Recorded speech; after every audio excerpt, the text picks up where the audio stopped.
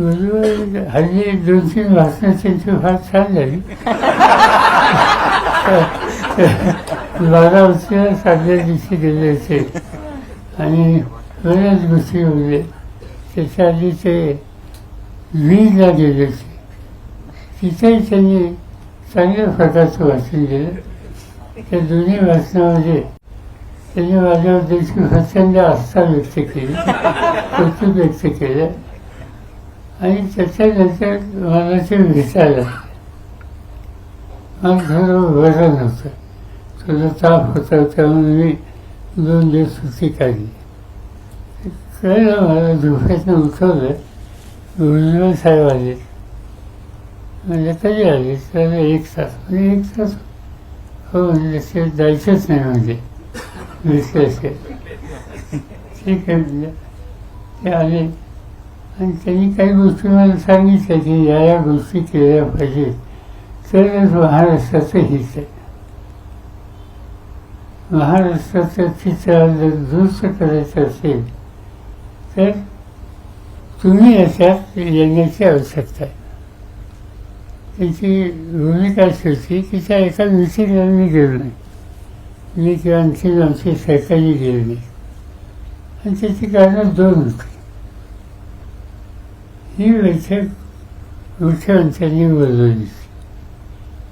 आमच्या वाचनात असं आलं की मुख्यमंत्री आणि त्यांचे सहकारी 20 जिल्ह्यामध्ये, 20 का जालना जिल्ह्यामध्ये केले होते. आणि तिथं जे उपोषण चाललं होतं दरांजीचं, त्या उपोषण करणाऱ्यांना ते जाऊन भेटले. तुम्ही त्यांचं फोटो छापले होते.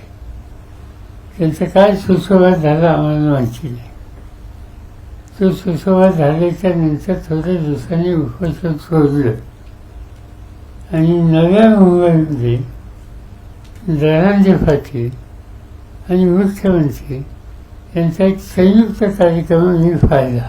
तुम्ही कदाचित छापलेला होता तेव्हा माहीत असेल. याचा अर्थ काहीतरी त्यांचा डायलॉग होता तो आम्हाला माहीत नव्हता.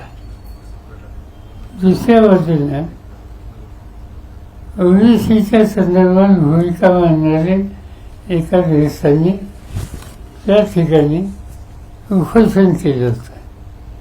त्यांचं उपोषण सोडायला राज्य सरकारचे 4-5 मंत्री हे त्या ठिकाणी गेले होते. त्यांचं काय बोलणं झालं माहिती नाही, तुम्ही छापलं नाही. आणि त्यामुळे त्यांच्यातला सुसंवाद आम्हाला माहीत नव्हता. आमचं त्याच्यातल्या मिटिंगला न जाण्याचं कारण एकच होतं की यातल्या दोघांशी सत्ताधारी पक्षाचे लोक बोलत आहेत.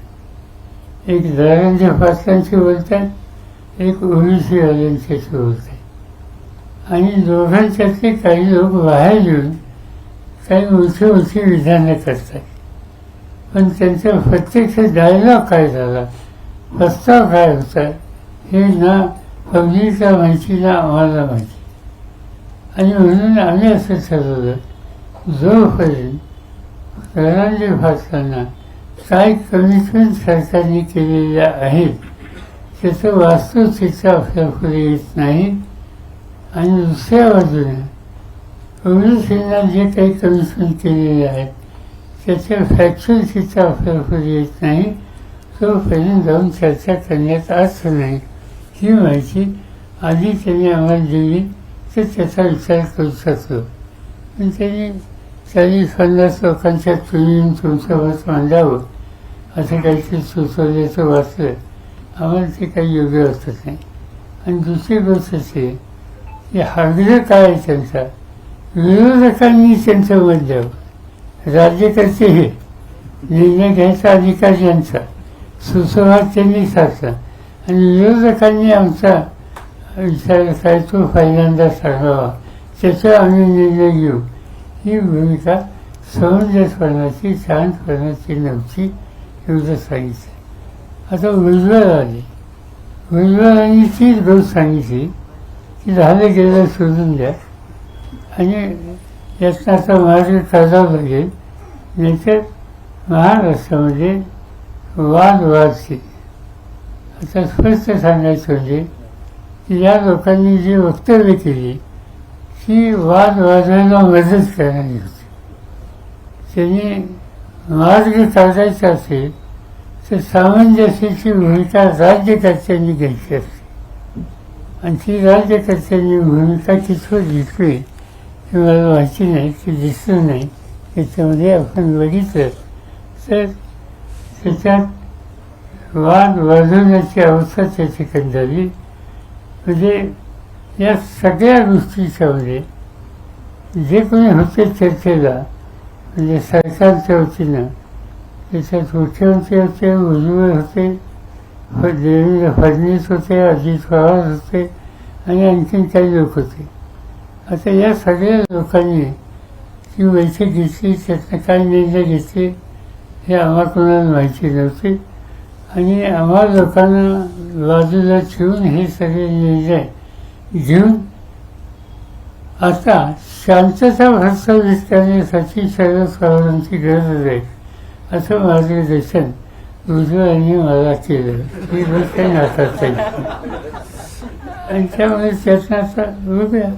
मी त्यांना सांगितलं तेव्हा तुम्हाला जर ह्यातनं प्रश्न शोधायचे असतील तर एक दरांच्या फासांना काय तुम्ही कमिशन दिल्या, त्याच्यात कोणत्या गोष्टीची तुम्ही पूर्तता केली किंवा करणार आहात हे त्यांना आणि बाकीच्यांना सांगावं आणि ओबीसीला त्यांच्या हिताची जपणूक करण्याच्या दृष्टीनं जी काळजी घेणं आवश्यकता आहे त्याही संबंधीची जी काही तुम्ही कमिशन केली किंवा व्यवस्था केली त्याची माहिती ही तुम्ही आमच्यापुढे सादर करा.